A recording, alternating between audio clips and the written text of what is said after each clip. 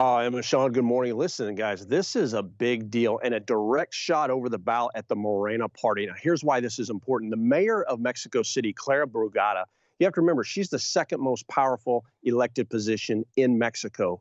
And both not only her personal assistant, but her personal advisor, Jose Munoz, they were gunned down. This all occurred on video, by the way, by gunmen who were on a motorcycle and fled the scene after executing both of them. Now, in addition to that, you had on live television President Scheinbaum, who leads the Morena party, and her basically equivalent of our DHS secretary, Mr. Harfuch, on live national television as they were being notified. So this is going viral across Mexico right now because it sent a clear message that you are not untouchable. Here's why it's important, guys. As President Trump has designated these cartels as foreign terrorist organizations, and as I am showing you day in, day out, how the Scheinbaum administration and the Morena party are going after these cartels and directly attacking, at least in phase one, their infrastructure, you now see this blowback coming. Now, who's responsible? They don't yet know, but I can tell you they have located the motorcycle involved in this incident, and it's being investigated. They are also saying publicly there will be no end to this. They will find out who's responsible, and they will be held accountable, as you can imagine.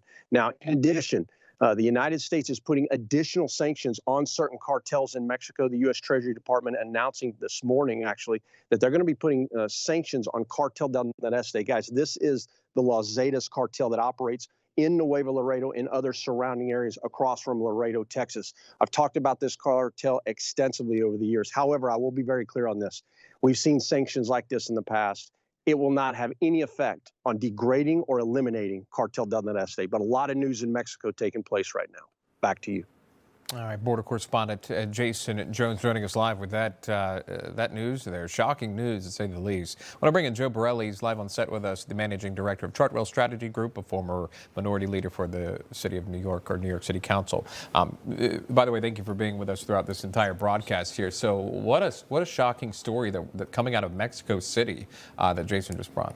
Is there any more clear evidence that we don't want the problems that have befallen Mexico over the last 20, 30, 40 years coming here into the United States of America? Look, we've had assassination attempts on President Trump. We've had the congressional baseball shooting. These things are done, thankfully, I mean, if you could say that, by lone gunmen, hopefully, by people who aren't institutionally backed, right? These cartels are institutional criminal syndicates with tentacles very deep in Mexican politics. And now that they feel that they can just execute the highest democratically elected government leaders and their staff is really appalling to every idea we have about the democratic freedoms that we enjoy in the United States.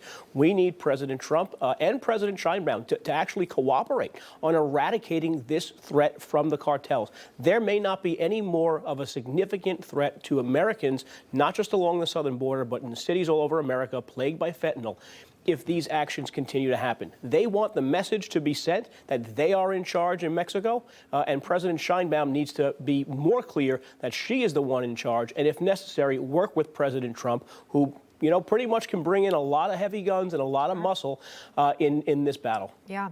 And there's been such a difference since Trump returned to office. With just looking at the border stats, the crossings are down significantly. Maybe, Joe, you could speak to what you're seeing in New York City. A sanctuary city. We know that the city has dealt with major issues when it comes to just covering the costs of this influx of migrants. What have you noticed since Trump is back? Look, the total dollar amount actually spent, right, not just estimates, was $7.5 billion. That is more money than the entire NYPD budget. That's more money than the fire department, the parks department, the sanitation department combined. To give you an idea of how much of a stranglehold this problem had on a city as big as New York. New York can kind of digest some of those costs better than other cities that aren't as financially sound. So it's a real problem for municipalities around the country when the federal government decided to open the door, let people in, and say, by the way, now you house, feed, and clothe them, right? Obviously, New York had a little bit more of a menu for these folks who came in, and thankfully Mayor Adams has changed his tune. But for middle-of-the-road American cities, they were really stressed by the budget cost. That's why it was always only going to be when President Trump stopped the border invasion that this problem would peter out and its drain on American municipalities would sort of subside. All right. Joe, stay with us if you can. Great analysis there. We do appreciate that.